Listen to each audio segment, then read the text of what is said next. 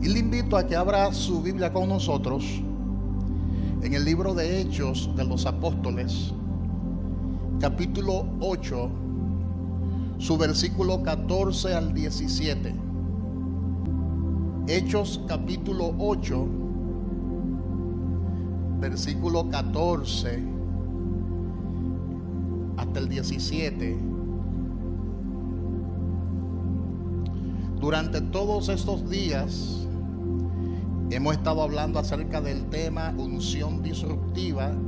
Esa ha sido la serie de todo el mes de agosto, unción disruptiva. Y dentro del tema unción disruptiva, hoy le quiero hablar acerca de la maravillosa vida en el Espíritu. La maravillosa vida en el Espíritu.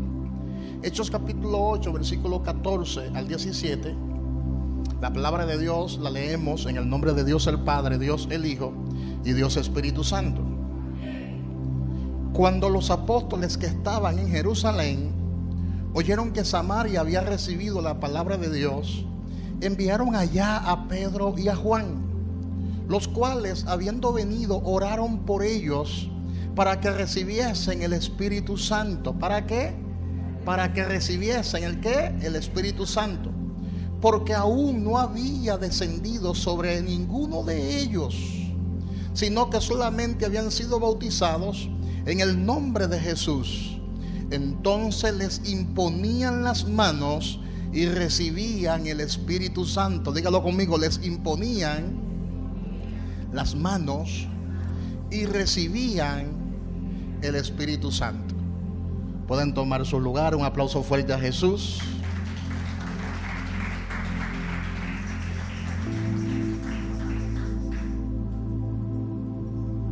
En estos días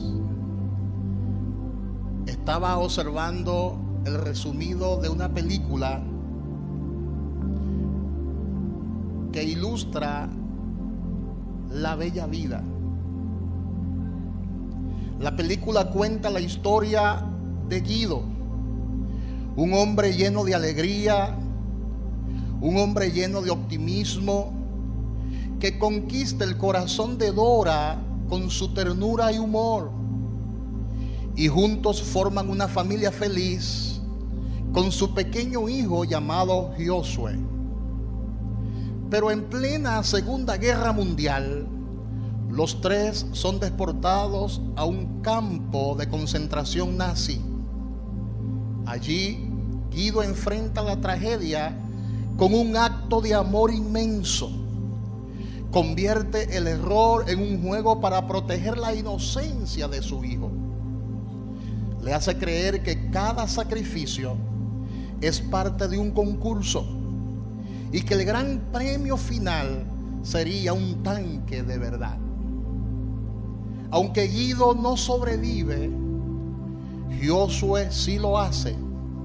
Y cuando al final ve un tanque real de los soldados aliados, cree que ha ganado el juego, y en ese instante resume el legado de su padre.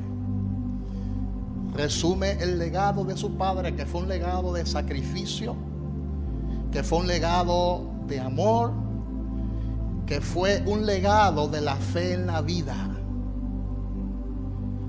Muchos piensan que no pueden hacer algo maravilloso. Algunos piensan que no pueden hacer algo maravilloso porque son viejos.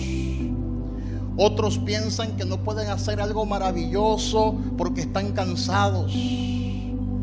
Otros piensan que no pueden hacer algo maravilloso porque están arruinados, porque no creen que Dios puede hacer algo maravilloso con sus vidas.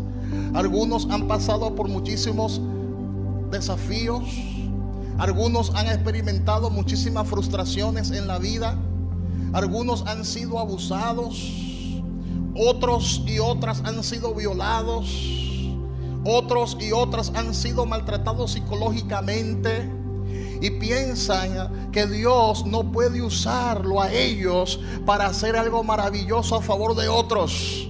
Déjame decirte que eso no es lo que la palabra de Dios dice, si tú has sido salvo, si tú has sido restaurado, tú eres capaz de llevarle alegría a otros. Tú eres capaz de llevarle libertad a otros. Tú eres capaz de bendecir a otros. Dios te ha dado su favor y Dios te ha dado su gracia para que sea de bendición para otros y para que le diga a los otros que hay una vida maravillosa que solo Cristo puede dar, que hay una vida maravillosa que solo Dios te puede dar, que hay una vida diferente que solo Cristo te puede dar. Un aplauso fuerte al Dios que vive.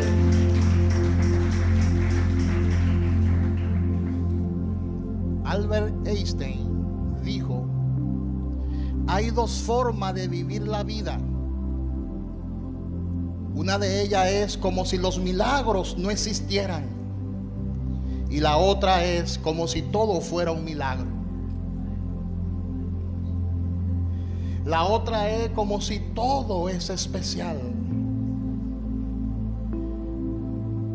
En otras palabras, tienes que soltar esa cara de angustia. Tienes que soltar esa cara de tristeza. Tienes que ser agradecido y entender que la vida que Dios te ha dado es un milagro. Que la vida que Dios te ha dado es especial. Tienes que vivir cada día como si la bendición de Dios está arropando tu vida. Dígale al que está a su lado: la gracia de Dios, la bendición de Dios está arropando tu vida. Todo lo que sucede solo sirve para cumplir con el propósito de Dios. Si hay una prueba que está atormentando tu vida, es porque Dios la ha permitido. Si hay una situación en este momento, es porque Dios la ha permitido para moldearte. Es porque Dios la ha permitido para formarte. Es porque Dios la ha permitido para sacar lo mejor de tu vida. Porque esa prueba, la palabra dice que es una prueba momentánea y no se compara con el gozo eterno que solo Dios puede dar. Lo que tú estás pasando en este momento no es comparable con el eterno peso de gloria que Dios ha de derramar sobre tu vida.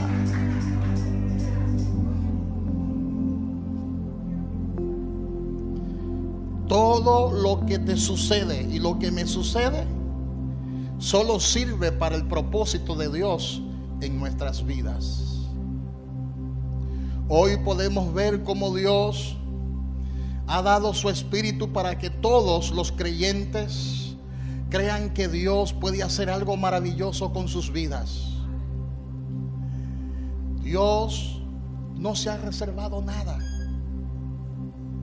Dígale al que está a su lado: Dios no se ha reservado nada, sino que lo ha dado todo.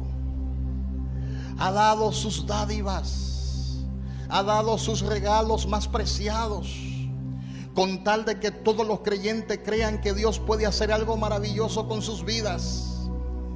Y una de las cosas que Dios nos ha dado gratuitamente se llama el Espíritu Santo de Dios.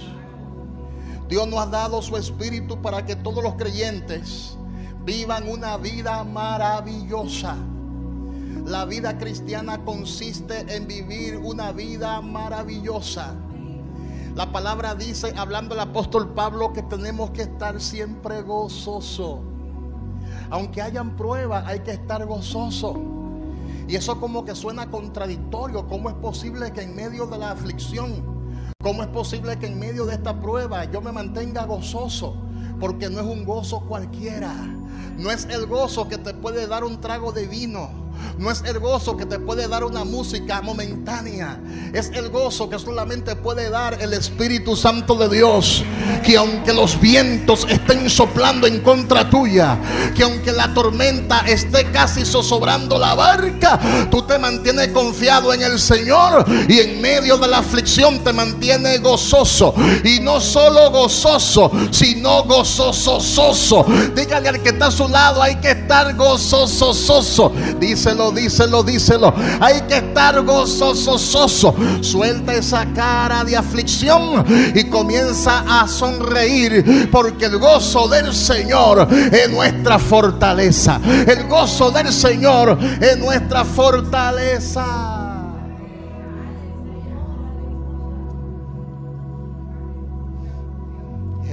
fortaleza. La palabra de Dios dice en el contexto del libro de Hechos, capítulo 8, que Felipe fue a predicar la palabra de Dios a Samaria. Hasta ese momento nadie conocía la unción que tenía Felipe. Nadie habló acerca de Felipe. Felipe estaba en la iglesia, escuchando la palabra y aprendiendo la palabra. Y nadie sabía que dentro de Felipe había una unción disruptiva. Nadie sabía que dentro de Felipe había una unción evangelística. Nadie sabía que en Felipe había una unción de milagros, había una unción de sanidad, había una unción de liberación. Así hay muchos de nosotros que estamos sentados ahí y al no salir hacia afuera no sabemos la clase de unción que tenemos, porque esa clase de unción no funciona en cuatro paredes. Déjame decirte, esa clase de unción funciona en el campo, en la ciudad, allá afuera, que funciona esa clase de unción. Y la palabra de Dios dice que Felipe fue a Samaria a predicar a Jesús. Samaria estaba bien atada por espíritu de brujería. Samaria estaba bien atada por espíritu de hechicería, por espíritu de adivinación. La gente creía en la magia, la gente creía en la astrología, la gente se leía las cartas, la gente se leía las palmas de las manos, la gente consultaba los astros, consultaba las estrellas. Había atadura en la ciudad de Samaria. Samaria parecía impenetrable.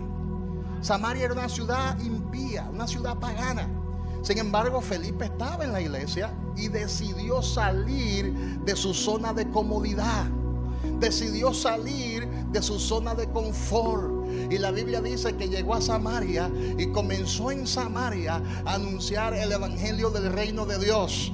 En ese tiempo no se usaban afiches, en ese tiempo no se usaban flyers, en ese tiempo no habían redes sociales. En ese tiempo las noticias llegaban de boca en boca, de boca en boca. Llegó Felipe, nadie sabía quién era Felipe. Salió del anonimato, nadie sabía que era profeta, nadie sabía que era un predicador. Era un desconocido en la tierra, pero en el cielo conocían a Felipe. En el cielo se sabía que Felipe era un hombre de Dios. El infierno lo sabía, pero también el cielo lo sabía. Y cuando Felipe llega a Samaria, la palabra de Dios establece que comenzó a anunciar el reino de Dios, y la gente comenzó a aglomerarse de forma automática, porque cuando Dios está en el asunto, el Señor trae la gente del norte, del sur, del este y del oeste. Y la gente se comenzó a congregar en la plaza, y Felipe comenzó a predicar a Cristo, al Cristo que había muerto en una cruz y al Cristo que había resucitado al tercer día. Y la palabra de Dios establece que muchos que tenían espíritu inmundo salían esto dando grandes voces, y muchos paralíticos y cojos eran sanados.